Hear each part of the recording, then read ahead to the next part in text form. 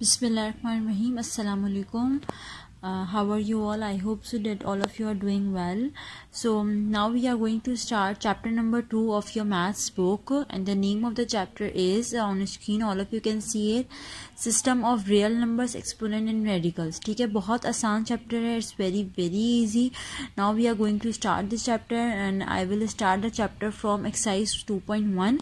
उससे पहले मैं आप लोगों को ये बता, अब इस चैप्टर में हम पढ़ेंगे क्या, हम एक्सपोनेंट्स वगैरह, रियल नंबर्स क्या होते हैं, रेडिकल्स, रेडिकेंड और जो सिंपल सिंप्लीफिकेशन होती है क्वेश्चंस की, वो हम करेंगे. ठीक है, so let's start exercise 2.1. Let me show you first of all the exercise over here, and your exercise is this. Okay, so in this exercise we are going to solve question number 1 first of all, and we are not going to solve question number 2 and 3 as these are not important from your examination point of view.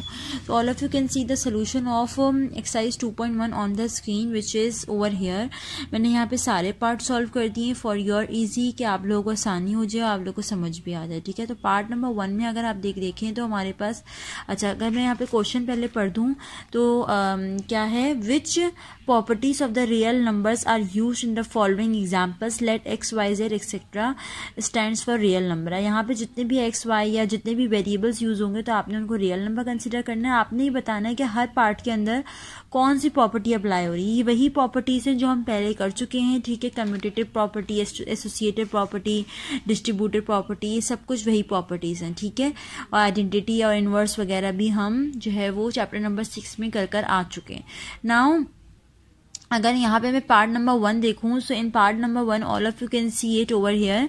हमारे पास क्या 0.4 plus 9 equals to 9 plus 0.4. अगर आप यहाँ पे देखें तो हमारे पास दो नंबर हैं जो कि अपनी जस्ट पोजीशंस को इंटरचेंज कर रहे हैं और बीच में उनके प्लस का ही साइन है.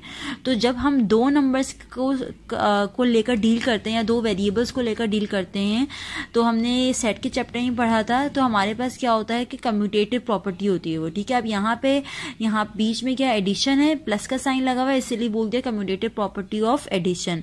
Now the second part is x plus 1 plus 2/3. अब यहाँ पे पहले एक चीज आप कॉमन देखें कि यहाँ पे 3 टर्म्स यूज किए. पहली टर्म x है, दूसरी टर्म 1 है एंड तीसरी टर्म हमारे पास 2/3 है. तो अब ये तीनों टर्म्स में अगर आप देखें तो यहाँ पे ब्रैकेट्स की जस्ट पोजीशन इंटरचेंज की. तो एसोसिएटेड प्रॉपर्टी में हम यही करते हैं कि हम ब्रैकेट्स की पोजीशन को इंटरचेंज करते हैं. जिस तरह से पहले में ब्रैकेट लगा x प्लस 1 पे, तो दूसरे में ब्रैकेट लगा है 1 प्लस 2/3. तो मतलब दोनों चीजें सेम ही हैं. तो हमारे पास वो प्रॉपर्टी क्या हो गई, associated property of addition. Addition again क्यों बोल रही हूँ, क्योंकि यहाँ पे प्लस का साइन यूज किया गया. ठीक है, now the third property is 1000 plus 0 equals to 1000. मतलब 1000 के अंदर मैं एक ऐसी आइडेंटिटी ऐड करूं जो कि मुझे एग्जैक्ट वही क्वेश्चन हमने वापस दे दे. तो वो आइडेंटिटी क्या होगी, हमारे पास 0 होगी. ठीक है, 0 इज द ओनली नंबर जिसको मैं किसी भी नंबर में ऐड करूं तो मुझे दोबारा से अपना क्वेश्चन मिल जाता है. तो ये वाली प्रॉपर्टी हमारी होती है एडिटिव आइडेंटिटी. ठीक है, नाउ फोर्थ पार्ट. अगेन आप फोर्थ पार्ट में देख सकते हैं कि यहाँ पे 3 टर्म्स हैं और जस्ट इनके ब्रैकेट्स की पोजिशन को इंटरचेंज किया गया, बीच में प्लस प्लस के साइन है. तो अगेन ये क्या हो गई, associated property of addition. Now move to the part 5. Part number 5 में 62 है, प्लस है जो कि ऐड हो रहा है एक ऐसी टर्म के साथ जो इसको 0 कर देगा. ठीक है, तो जब भी कोई ऐसा होता है कि जिसमें हम किसी भी टर्म को ऐसी टर्म से ऐड करें जो मतलब आंसर को टोटली 0 कर दे, तो हम उसको कहते हैं एडिटिव इनवर्स. एडिटिव क्यों कहते हैं, क्योंकि हम ऐड कर रहे होते हैं और एक टर्म ऐसी ऐड करते हैं जो कि हमारे क्वेश्चन को 0 कर देगा. तो यहाँ पे मैंने क्या टर्म ऐड की, -62. तो यहाँ पे हमारे पास क्या आ जाएगा, फिर 6.2. तो हमारे पास ये एडिटिव इनवर्स हो जाएगा. ठीक है, तो यहाँ पे मैं -6.2 को क्या काउंट करूंगी कि -6.2 यहाँ पे एडिटिव इनवर्स है. नाउ पार्ट नंबर 6 में भी सेम वही चीज अप्लाई हो रही है, x minus x equals to 0. ठीक है, अब x minus x equals to 0 मतलब x एक टर्म है, उस टर्म के अंदर मैंने एक ऐसी टर्म को ऐड किया. अगर मैं इसको अगर ऐसे लिख दूं ना तो ये ज्यादा आप लोगों को क्लियर हो जाएगा ऐड का कॉन्सेप्ट जो है यहाँ पे, x प्लस माइनस एक्स. ठीक है, तो मैंने x के अंदर एक ऐसी टर्म को ऐड किया जो कि इस टर्म को 0 कर देगा, ठीक है, तो वो टर्म क्या हो गई, -x हो गई, तो इसलिए ये भी एडिटिव इनवर्स हो जाएगा। नाउ अब हमारे पास अगेन दो टर्म्स हैं जिनकी आपस की मल्टीप्लिकेशन हो रही है और वो दोनों terms left hand side and right hand side पर सेम है, तो यहाँ पे क्या हो जाएगा, ये कम्यूटेटिव प्रॉपर्टी हो जाएगी क्योंकि हम यहाँ पे टू टर्म्स की बात करें। अब ये बीच में मल्टीप्लिकेशन का साइन है तो यहाँ पे क्या आ जाएगा, commutative property of multiplication. Now the part number 8 is again, आप यहाँ पे देख सकते हैं कि एक टर्म है जो कि ब्रैकेट से मल्टीप्लाई हो रही है, उसके बाद फिर उसी टर्म को ओपन फॉर्म करके लिख दिया है, x को y से मल्टीप्लाई कर दिया, x को z से मल्टीप्लाई कर दिया, तो ये वाली कौन सी प्रॉपर्टी होती है, हमारी डिस्ट्रीब्यूटिव प्रॉपर्टी। अब डिस्ट्रीब्यूटिव प्रॉपर्टी में आप यहाँ पे हमारे पास दो फंक्शन अप्लाई हो रहे हैं, एक मल्टीप्लीकेशन हो रहा है और एक एडिशन हो रहा है, क्योंकि x जो है वो y और z के साथ मल्टीप्लाई हो रहा है, लेकिन y और z आपस में क्या हो रहे हैं, ऐड हो रहे हैं, तो distributive property of multiplication over addition, ठीक है। Now part number 9, multiplicative inverse. Multiplicative inverse किसको कहते हैं, मल्टीप्लिकेटिव इनवर्स कहते हैं मैं किसी भी टर्म को ऐसी टर्म से मल्टीप्लाई करूं कि आंसर 1 आ जाए, ठीक है, किसी भी टर्म को ऐसी टर्म से मल्टीप्लाई करूं कि आंसर 1 आ जाए, तो यहाँ √5 को मैं ऐसी किस टर्म से मल्टीप्लाई करूं कि मेरे पास 1 आ जाएगा, तो मैं उसी का इनवर्स ले लूं, जो टर्म है उसी का इनवर्स ले लूं, तो वो मेरी टर्म क्या हो जाएगी, 1 हो जाएगी, तो यहाँ पे ये मल्टीप्लिकेटिव इनवर्स कहलाएगा। Now part number 10 which is over here, again same वही सेम पार्ट है, बस ब्रैकेट्स की पोजीशन इंटरचेंज है, तो अगैन ये क्या हो जाएगा, एसोसिएटिव प्रॉपर्टी। अब एसोसिएटिव प्रॉपर्टी ऑफ मल्टीप्लिकेशन क्यों हुआ, क्योंकि बीच बीच में मल्टीप्लाई के साइन थे। Now the last part over here is again -√3 + √3, मतलब -√3 के अंदर ऐसी कौन सी टर्म ऐड करूं जो कि इसको 0 कर देगा, तो वो क्या हो जाएगी, √3, तो ये क्या हो गया, एडिटिव इनवर्स। जब भी 0 की बात आती है, अगर एडिटिव इनवर्स में क्या होता है कि वो आपकी टर्म को 0 कर देता है, और मल्टीप्लिकेटिव इनवर्स में हमारे पास क्या होता है कि वो जो आंसर आता है वो 1 आता है। So here we are done with 2.1। Okay, so now we are going to start exercise 2.2। 2.2 हम एक्सरसाइज स्टार्ट करने लगे हैं। यहाँ पे कुछ क्वेश्चन है, पहले हम उसको रीड आउट कर लेते हैं, उसके बाद सोल्यूशन की तरफ जाते हैं।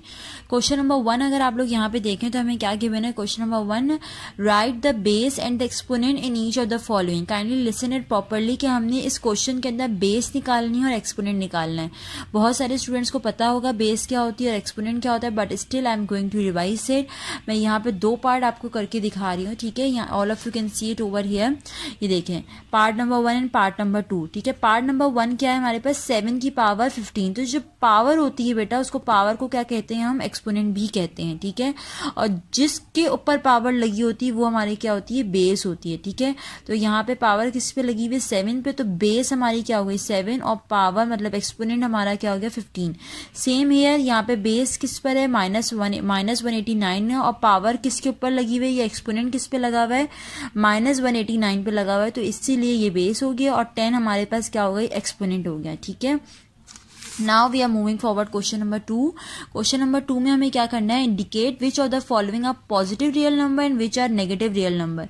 अब हमने बताना है, यहाँ पे देखिए कुछ क्वेश्चंस गिवन है जिनकी कुछ पावर्स गिवन है। अब हमने ये देख के बताना है कि कौन सा पॉजिटिव रियल नंबर है और कौन सा नेगेटिव रियल नंबर है। ये सोल्यूशन नहीं करना, जस्ट हमने इनको देख कर बताना है। तो देख कर मुझे कैसे पता चलेगा, याद रखें जब भी पावर इवन होती है, देख सकते हैं आप लोग यहाँ पे 8 की पावर 4 है, ठीक है, जब भी पावर इवन होती है तो हमारे पास वो जो आंसर आएगा वो क्या होगा, पॉजिटिव रियल नंबर। और जब भी पावर हमारे पास माइनस होती है, जब भी पावर हमारे पास ऑड होती है, ठीक है, जब भी पावर हमारे पास ऑड होगी, तो यहाँ पे आप देखें 107 इज एन ऑड नंबर, ठीक, क्योंकि लास्ट में हमारे पास क्या आ रहा है 7 और 7 एक ऑड नंबर होता है। तो जब भी हमारे पास पावर ऑड होगी तो आंसर कुछ भी हो हमारे पास क्या आएगा, हमेशा नेगेटिव रियल नंबर आएगा, ठीक है, हमारे पास क्या आएगा, नेगेटिव रियल नंबर आएगा। क्यों, क्योंकि पावर की वजह से। अब यहाँ पे अगर आप देखें तीसरे पार्ट में तो 108 -1912 की पावर 108 है, तो 108 इज एन इवन, तो इसीलिए यहाँ पे ये आंसर क्या आएगा, पॉजिटिव रियल नंबर, सही है। So now we are moving forward towards, अच्छा एक में मैं आपको उसको रिटन फॉर्म में भी देख के बता दूं। क्वेश्चन नंबर 2 का पार्ट 1 एंड 2 में क्या लिखा है, since power is even then it is positive real number, since power is odd then it is negative real number, ठीक है। Now I am moving forward question number 3। Question number 3 में क्या है, which is the best correct way of finding the value of 38 × 83 की power 9। अब क्या कह रहे हैं कि यहाँ पे 2 तरीके आपको बताए हुए, मेथड 1 एंड मेथड 2। अब आप बताएं बताएं कि अगर मुझे इसकी वैल्यू निकालनी होगी तो मैं कौन सा मेथड अडॉप्ट करूंगी, पहला या दूसरा। सबसे पहले तो देखिए आपके पास क्वेश्चन क्या लिखा हुआ है, 38 इंटू 83 की पावर 9 ना। तो पहले मैं क्या निकालूंगी, ऑब्वियस सी बात है, मैं पहले क्या निकालूंगी, पावर को सॉल्व करूंगी। ठीक है, मैं अपने एक्सपोनेंट को सॉल्व करूंगी। मैं पहले इनके 38 83 से तब तक मल्टीप्लाई नहीं हो सकता जब तक 83 की पावर खत्म नहीं हो जाएगी। तो पावर को फिनिश करने के लिए मुझे पावर को पहले सॉल्व करना पड़ेगा। तो इससे पहले सबसे पहले मैं पावर सॉल्व करूंगी, जो आंसर आएगा उसको 838 से मल्टीप्लाई करूंगी। ठीक है, ये एक मेथड हो गया। अब देखते हैं कि इनमें से कौन सा मेथड ठीक है। पहला मेथड हमें कह रहा है वी फर्स्ट मल्टीप्लाई 38 विथ 83। पहला मेथड हमें कह रहा है कि हमें 38 को 83 से मल्टीप्लाई करना होगा। उसके बाद फिर जो आंसर आएगा दोनों को मल्टीप्लाई करने के बाद उसकी 9 पावर ले लेंगे। तो ऐसा हरगिज नहीं होगा। ठीक है, क्योंकि पावर तब तक, जब तक पावर है तब तक वो जो अंदर वाली टर्म है वो बाउंडेड है। ठीक है, वो ओपन नहीं हो सकती तब तक जब तक वो पावर को हम फिनिश नहीं करेंगे। तो इसलिए जब भी कभी पावर के क्वेश्चन आते हैं तो पहले आपने पावर को सॉल्व करना है, उसके बाद आपने बाहर उस टर्म को किसी से भी मल्टीप्लाई करना है। तो सेकंड आप देखें method, we first find the 9 power of 83, जो कि हमने अभी यही कहा कि हम 9 पावर ऑफ 83 पहले निकालेंगे, उसके बाद जो आंसर आएगा उसको 38 से मल्टीप्लाई करेंगे। तो इसका मतलब मेथड 1 जो हमारे पास हुआ वो क्या हो गया, इनकरेक्ट हो गया, और मेथड 2 हमारे पास क्या हो गया, करेक्ट हो गया। So now we are moving forward question number 4। Question number 4 में क्या है, सिंप्लीफाई द फॉलोइंग। हमने इन तमाम क्वेश्चंस को सिंप्लीफाई करना है। कैसे सिंप्लीफाई करना है, let me do some questions over है। मैं यहाँ 5 पार्ट करूंगी। मैं क्वेश्चन नंबर 4 से अपना जो है वो क्वेश्चन मतलब पहले पार्ट से अपना स्टार्ट करूंगी। ठीक है, so all of you can see it over here. Question number 4, अब मेरे पास क्वेश्चन नंबर 4 क्या है, -91 की पावर 4। अब मुझे इसको सिंप्लीफाई करना है। ठीक है, सबसे पहले तो आप बताइए पॉजिटिव रियल नंबर है या नहीं है। ये पॉजिटिव रियल नंबर है, क्यों, क्योंकि पावर हमारे पास क्या है, इवन है। तो अब आप मुझे इसको सिंप्लीफाई करना है। अब देखिए पावर 4 का मतलब ये हुआ कि 91 कितनी दफा आएगा, -91 कितनी दफा आएगा, 4 टाइम्स आएगा। ऑलवेज रिमेंबर इट, जब भी पावर जो लिखी होती है उसका मतलब ये होता है कि जिसके ऊपर पावर लगी हुई है वो टर्म हमारी उतनी ही दफा आएंगी। ठीक है, तो -91 की पावर 4 है, तो -91 को मैं 4 टाइम्स लिख दूंगी, और इसको आप जब कैलकुलेटर से मल्टीप्लाई करेंगे तो आपके पास एक बड़ा सा आंसर आ जाएगा। Now question number 6। Question number 6 हमें क्या कह रहा है, a की पावर 4 मल्टीप्लाई बाय a की पावर 3 मल्टीप्लाई बाय a की पावर a।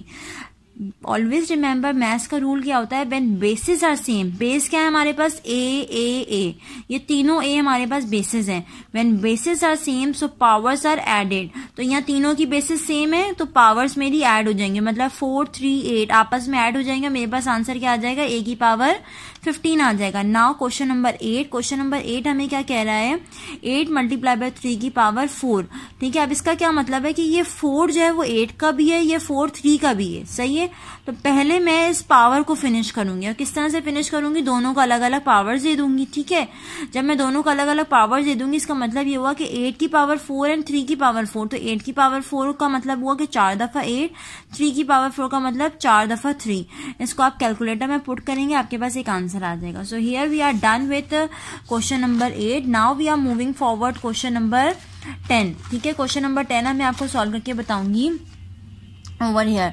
क्वेश्चन नंबर 10 में हमारे पास क्या है, a मल्टीप्लाई बाय b की पावर 13। इसका क्या मतलब हुआ कि मैं ये जो 13 है ये a का भी और b का भी है, तो मैंने a को भी दे दिया और b को भी दे दिया। अब मैं इसको मजीद सिंप्लीफाई नहीं कर सकती क्योंकि बेसिस हमारे पास डिफरेंट है। यहाँ पे a है, यहाँ पे b है, तो मैं इन दोनों पावर्स को ऐड नहीं कर सकती। Now the last part is question number 12। 3 multiply bye 5 multiply by xy की पावर 14। अब ये 14 में सबको दे दूंगी। ठीक है, 3 14, 5 14, x 14, y 14। तो यही मेरे पास सिंप्लीफिकेशन हो जाएगी। अगर आप मजीद करना चाहें तो आप क्या कर सकते हैं, आप 3 की पावर 14 कैलकुलेटर से निकालें, 5 की पावर 14 कैलकुलेटर से निकालें और आंसर लिख दें। ठीक है, so you can do it this. Okay, so now we are moving forward exercise 2.3 करने लगे हैं। Again it is very very easy exercise, all of you can do it. बस हमने पावर्स को जो है वो मल्टीप्लाई करना होगा। ठीक है, यहाँ पे अब हम अगर देखें तो मुझे यहाँ पे क्वेश्चन नंबर 13 तक 13 क्वेश्चंस गिवन है। I will try to do more questions for you all. So here they are some questions. All of you can see it. Exercise 2.3, ठीक है। एक्सरसाइज 2.3 के कहाँ से स्टार्ट करें? क्वेश्चन नंबर 1 से। अब क्वेश्चन नंबर 1 देखें, गौर से देखिएगा, हमारे पास क्या लिखा हुआ है, 10 की पावर 3 और मल्टीप्लाई बाय 2, सही है। 10 की पावर 3 मल्टीप्लाई बाय 2, तो इसका मतलब ये हुआ कि ये 3 2। अब देखें, एक बेस है और 2 पावर है। जब कभी ऐसा हो जाए तो ये दोनों पावर आपस में मल्टीप्लाई होंगी, ठीक है। जब भी पावर पावर में होगी, पावर की पावर लिख दूं या 2 पावर्स ऐसे कभी एक साथ आ जाएं, तो वो दोनों पावर आपस में क्या होंगी? मल्टीप्लाई होंगे। तो 3 2 जा 6 हो जाएगा, ठीक है। तो अब 10 की पावर 6, ये तो सिंप्लीफाई हो गया। अब ये तो आपको करना आता है कि 10 की पावर 6 का मतलब कि मैं 10 को 6 टाइम्स लिखूंगी, तो 10 को 6 टाइम्स लिख दें या डायरेक्ट आंसर लिख दें, बोथ आर करेक्ट, ठीक है। Now moving forward, question number 5। Question number 5 में हमारे पास क्या है, 3 की पावर 7 अपॉन 3 की पावर 2, मतलब 3 की पावर 7 डिवाइड हो रही है 3 की पावर 2 से। तो जब ये डिवाइड हो रही है, जब नीचे से ऊपर आएगा तो क्या हो जाएगा, जो 2 का साइन अभी क्या है, 2 जो पावर 2 है उसका साइन क्या है, प्लस। कुछ नहीं लिखा हुआ तो इसका मतलब क्या लिखा हुआ है, प्लस। तो ये जब ऊपर आएगा तो क्या हो जाएगा, माइनस। अच्छा, ये ऊपर क्यों आएगा? ये ऊपर इसलिए आ सकता है क्योंकि अभी दोनों की बेसिस सेम है, दोनों 3 है। अगर अभी ऊपर 3 होता, नीचे 4 होता, तो ये फिर पावर 2 ऊपर नहीं आ सकती थी। क्यों? क्योंकि बेसिस डिफरेंट हो जाती, ठीक है। लेकिन अभी हमारे पास दोनों बेसिस सेम है, तो जो नीचे वाला 2 है वो ऊपर आ सकता है। तो यहाँ पे आप देखें, आपके पास क्या लिखा है, 3 अब एक पावर हो जाएगी और जो नीचे वाला 2 है वो ऊपर आ जाएगा, नीचे वाला 3 खत्म हो जाएगा, सही है।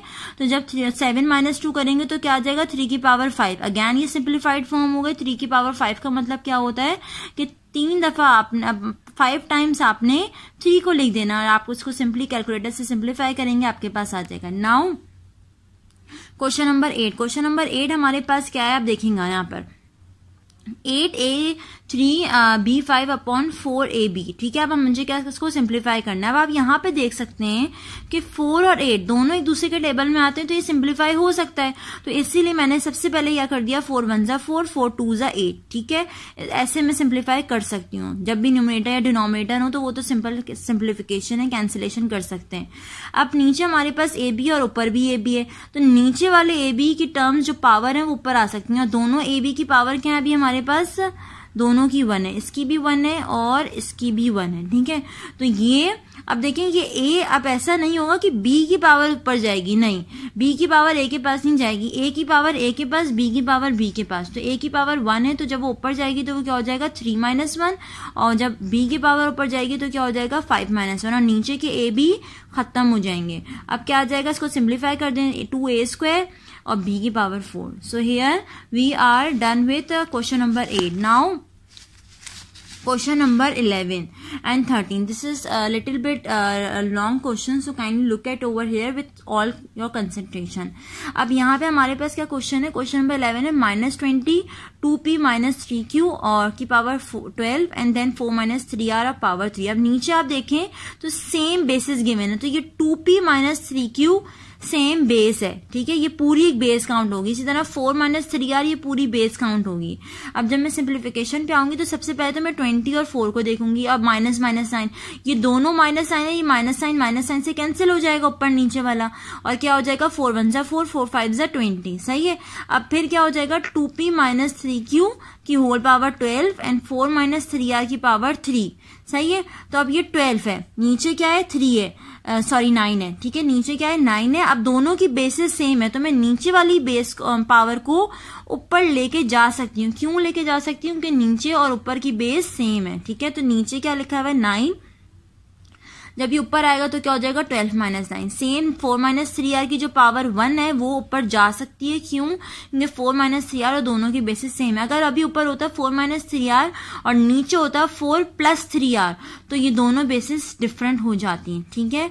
अगर साइन का भी इवन चेंज आ जाएगा तो मैं दोनों बेसिस को अलग अलग काउंट करूंगी। अभी बिल्कुल एग्जैक्ट सेम है, तो ये 1 ऊपर चला जाएगा, 3 - 1 2 हो जाएगा, और 12 - 9 3 हो जाएगा, और 5 तो ये आपके पास एज इट इज आ गया, और माइनस साइन कैंसिल हो गया था। Now question number 13। Question number 13 हमारे पास क्या है, सेम वही चीज है जो अभी हमने की है, 6a + b 3c plus D 5e minus F. ठीक है, अब देखें दोनों की बेसिस ऊपर और नीचे दोनों की बेसिस सेम है। अगेन नीचे की पावर्स ऊपर जा सकती हैं, क्यों? क्योंकि दोनों की बेसिस सेम आ रही है। जब हमारे पास ये ऊपर जाएंगे तो 4 जब ऊपर जाएगा तो क्या हो जाएगा 6 माइनस 4, 2 जब ऊपर जाएगा तो क्या हो जाएगा 5 माइनस 2, और जब नीचे वाला 1 ऊपर जाएगा तो क्या हो जाएगा 2 माइनस 1। जब भी याद रखिएगा नीचे से ऊपर पावर आएगी तो हमारी पावर का साइन चेंज हो जाएगा। अगर नीचे साइन प्लस है तो ऊपर जाके माइनस हो जाएगा, जैसे अभी हमने किया है, और अगर नीचे साइन माइनस है तो ऊपर जाके क्या हो जाएगा प्लस। ठीक है, लेकिन अभी हमारे पास जो पावर का साइन है डिनोमिनेटर्स में वो सबके प्लस है, तो ऊपर जाके सब माइनस हो जाएंगे। 6 माइनस 4 2 हो गया, 5 माइनस 2 3 हो गया, 2 माइनस 1 1 हो गया। अब जो है कुछ स्टूडेंट्स के दिमाग में ये क्वेश्चन आ सकता है कि हम ये 2 जो पावर है दोनों का अलग अलग दे दें, तो ऐसा हरगिज नहीं हो सकता। जब भी हमारे पास अंदर अलग अलग वेरिएबल्स होते हैं, यहाँ पे ए बी है या सी डी है या ई और एफ है, तो मैं कभी भी ऐसे जो है वो दोनों को अलग अलग पावर्स नहीं दे सकती। इसके लिए कोई और सोल्यूशन होता है जो कि आपको आगे पता चल जाएगा। So here we are done with exercise 2.3। Okay, so now we are going to start exercise 2.4। 2.4 भी अगेन बहुत इजी एक्सरसाइज है। आपने क्या करना है, यहाँ पे सिंपल देखें पावर्स का गेम है। पावर्स आपको हर क्वेश्चन के अंदर गिवन है, ठीक है, और आपने कुछ सिंप्लीफिकेशन करनी होगी। So here again I am going to solve some questions over here. मैं कोशिश करूंगी कि मैं जितने मुश्किल क्वेश्चंस आप लोगों को सॉल्व करके दूं तो वो ज्यादा अच्छा हो। ठीक है, नाउ हियर एक्सरसाइज 2.4 का क्वेश्चन नंबर 1। पहले बेसिक से स्टार्ट करते हैं कि करना क्या है।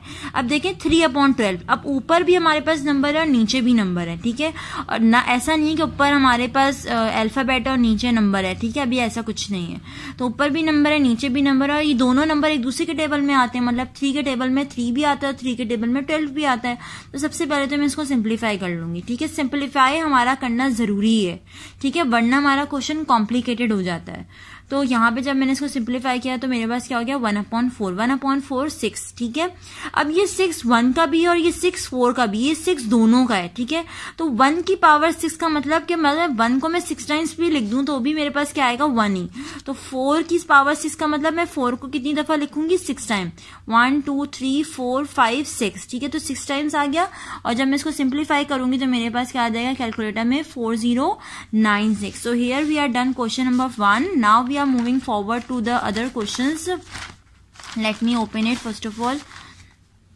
Okay, so all of you can C question number 6 over है। क्वेश्चन नंबर 6 में अब आप देख सकते हैं ऊपर जो मेरे पास वेरिएबल्स गिवन है वो मुझे नीचे नहीं गिवन। ठीक है, तो इसका मतलब मैं नीचे वाले वेरिएबल्स की जो पावर है वो मैं ऊपर नहीं लेकर आ सकती, क्योंकि ऊपर के वेरिएबल अलग हैं और नीचे के वेरिएबल अलग हैं। तो इसका मतलब कि जो अब और यहाँ पे 3 और 2 है, ये दोनों भी आपस में कैंसिल नहीं हो सकते। तो मतलब मैं मजीद कुछ नहीं कर सकती सिवाय इसके कि मैं जो पावर है ये मैं सबको दे दूं। याद रखिएगा जब भी पावर ऐसे बाहर होती है तो वो अंदर की सारी टर्म से की पावर होगी। ठीक है, तो इसका मतलब -3 की पावर 4 अलग, x की पावर 3 की पावर 4 अलग, या डबल पावर्स हो गई।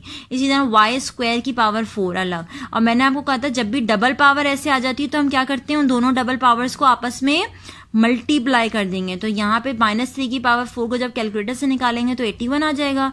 ठीक है, और यहाँ पे 3 4 12, 2 4 8। ठीक है, 2 की पावर 4 16, u की power 4 as it is, t की पावर 4 एज इट इज। ठीक है, तो हमारी ना इस क्वेश्चन में कैंसिलेशन पॉसिबल थी और ना ही ऐसा था कि ऊपर जो वेरिएबल्स थे वो नीचे भी थे। Now question number 12। Question number 12 में अगर आप देखें तो एक सिंप्लीफिकेशन बहुत ज्यादा दी हुई है यहाँ पे। एक तो 12 और 6 दोनों एक दूसरे के नंबर जो है टेबल में आते हैं। ठीक है, उसके अलावा MNP ऊपर भी और MNP नीचे भी है। तो इसका मतलब मैं नीचे की पावर्स को ऊपर लेकर आ सकती हूँ। ठीक है, लेकिन उससे पहले मैं सिंप्लीफाई कर लूँ इसको। 6 1 6, 6 2 12, तो यहाँ पे क्या हो गया 2। सही है, अब यहाँ पे जो 2 आया है, ये जो बाहर 2 है ये अंदर सबका 2 है। ठीक है, तो 2 की पावर 2। ठीक है, इस 2 को आप बड़ा करके लिख देंगे, अभी मैंने कैंसिलेशन की है। तो 2 की पावर 2, m की पावर 4 की 2, एंड देन n 3 की पावर 2, p 2 की पावर 2। इसमें डिनोमिनेटर्स में भी वो पावर सबको मिल जाएंगी। सही है, अगेन मैं बता दूं जब भी पावर की पावर आ जाती है जिस तरह से यहाँ पे लिखा हुआ है, मैं पॉइंट आउट कर रही हूँ, तो हम क्या करते हैं उन दोनों को आपस में मल्टीप्लाई कर देते हैं। तो 2 4 8 और 2 की पावर स्क्वायर का मतलब 4, 3 2 6, 2 2 4, 2 2 4, 2 2 4 एंड 2 1 2। सही है, अब देखिए ऊपर भी एम एन पी है, नीचे भी एम एन पी है, अगैन नीचे वाली पावर्स ऊपर जा सकती हैं। तो नीचे m की पावर 4 है, वो ऊपर जाके क्या हो जाएगी -4। नीचे अगैन n की पावर 4 है, ऊपर जाके क्या हो जाएगी -4। नीचे p की पावर 2 है, ऊपर जाके क्या हो जाएगी -2। तो इस तरह से 4m4n² and p²। I hope so आप लोगों को ये एक्सरसाइज समझ आई होगी। अब यहाँ पे जो और क्वेश्चन है मैं एक दफ़ा उनको गो थ्रू कर लेती हूँ, आप लोगों को आसानी हो जाएगी। देखिए जिस तरह से ये वाला क्वेश्चन है, अब इसमें आप क्या करेंगे कि 5 जो ऊपर भी दे देंगे नीचे भी दे देंगे, मतलब -12 की पावर 5 एंड 5 की पावर 5। इसी तरह a की पावर 6, b की पावर 6, 1 की पावर -3 और m की पावर -3। इसी तरह यहाँ पे जो -2 ये सबको मिल जाएगा, ठीक है।